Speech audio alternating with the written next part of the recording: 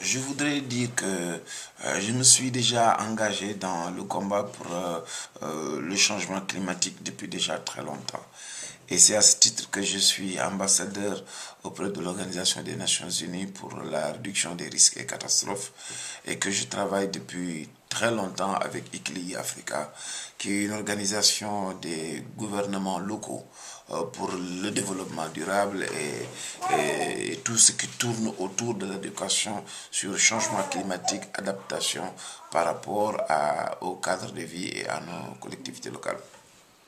C'est pour cela que je me suis senti totalement impliqué et évidemment la COP17 était pour moi aussi une occasion d'observer les leaders mondiaux par rapport à leurs responsabilités.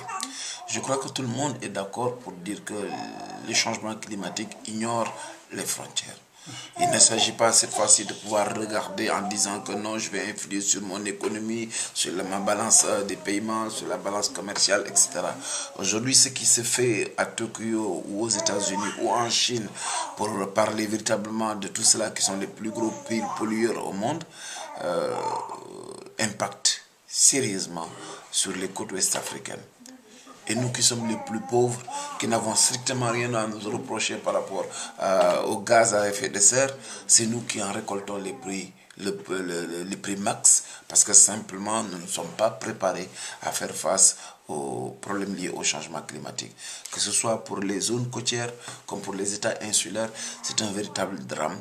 Et pour moi, j'avais pensé que c'était une occasion pour véritablement montrer, au-delà du fait qu'on dit souvent pollueur-payeur, mais c'était une stratégie pour montrer à cet univers, à l'humanité tout entière, que nous avons non seulement la Terre en commun, mais que nous devons de la protéger. Et la meilleure manière de la protéger, c'est qu'on puisse se rendre compte qu'il était extrêmement important que les uns et les autres puissent prendre leurs responsabilités et s'engager.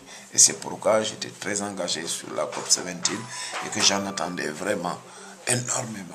Mais je suis, comme vous le remarquez, très déçu.